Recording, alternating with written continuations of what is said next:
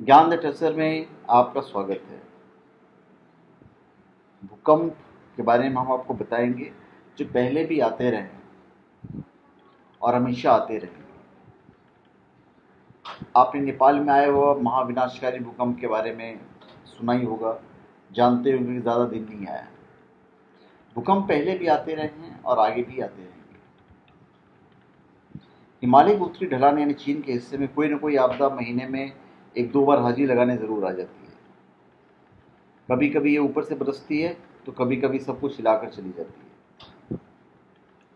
अभी ऐसी आपदाओं की आवृत्ति हिमालय के दक्षिणी ढलान यानी कि भारत, नेपाल और भूटान के हिस्से में ज़्यादा होती रही है। हिमालयी क्षेत्र में भूकंप तो आएंगे ही। इनके आने के स्थान और समय की घोषणा सटीक होगी, इसका दावा नहीं किया जा सकता है। अभी हो क्या रहा है? प्रकृति की इस विनाश लीला ने इंसान को झकझोर कर रख दिया है। सबसे पहले तो समझना होगा कि हिमालय बच्चा पहाड़ है, कच्चा पहाड़ है। वो बढ़ रहा है, इसलिए हिल रहा है, इसलिए झड़ भी रहा है। इसे और छेड़ेंगे तो ये और झड़ेगा और विनाश होगा। प्रकृति से छेड़छाड़ करने पर विनाश की संभावना कई गुना बढ़ जाती है। भूकंप का खतरा हिमालय में इसलिए भी ज़्यादा है क्योंकि भारतीय भूभाग हिमालय को 5 सेंटीमीटर प्रति वर्ष की रफ्तार से उत्तर की तरफ धकेल रहा है। यह स्वाभाविक प्रक्रिया है।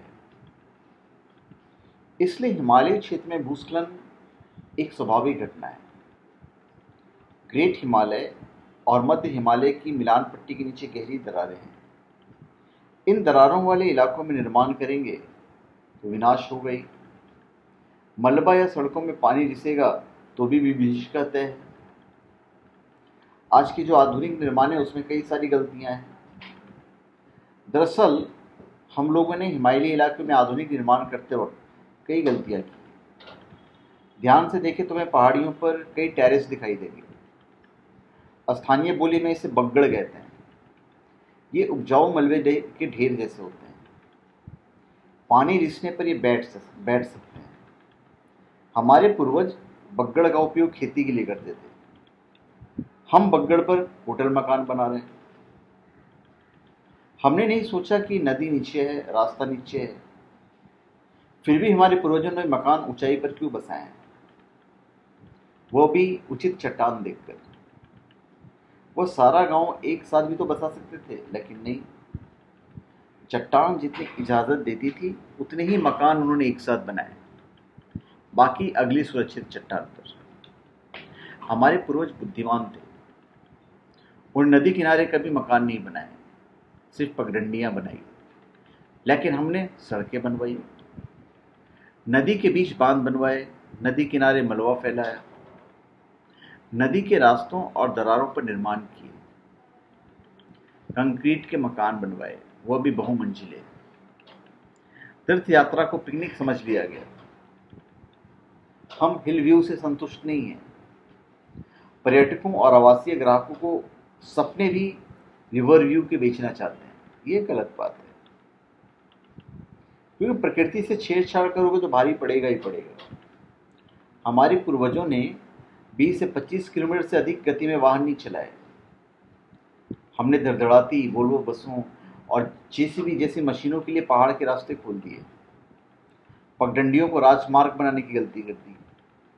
अब पहाड़ों में और ऊपर रेल ले जाने का सपना देख रहे हैं। पूर्वजों ने तो चौथे पत्तों वाले बांज, बुरांस और देवदार लगाए।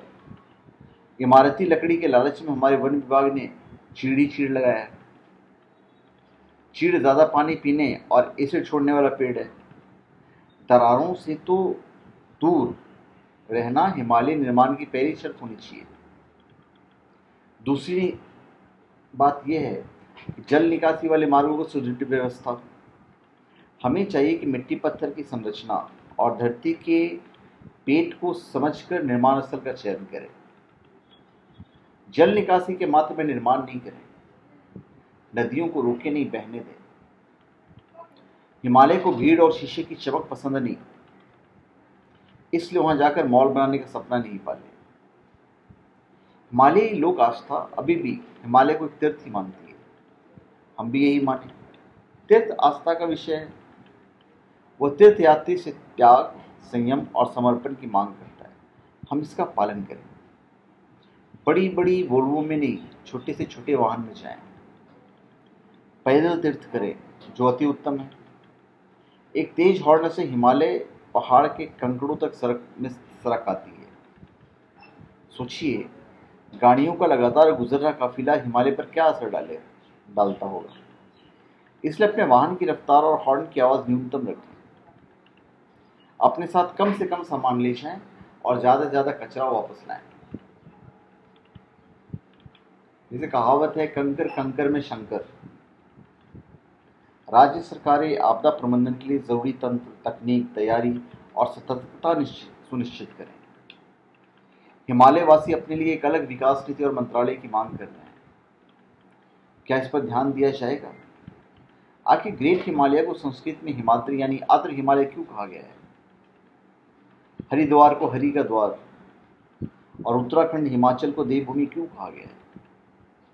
पूरे हिम क्षेत्र को शैव क्षेत्र घोषित करने के क्या मायने हैं? शिव द्वारा गंगा को अपने केसों में बांधकर मात्र इसकी एक धारा को धरती पर भेजने का क्या मतलब है? कंकर कंकर में शंकर का विज्ञान क्या है? इन अवधारणाओं को समझेंगे तो देर सवेर हम हिमालय के संकट का हल भी निकाल लेंगे। तो धन्यवाद। आप हमारे चैनल पे सब्सक्राइब करें और अपने कमेंट दीजिए। धन्यवाद।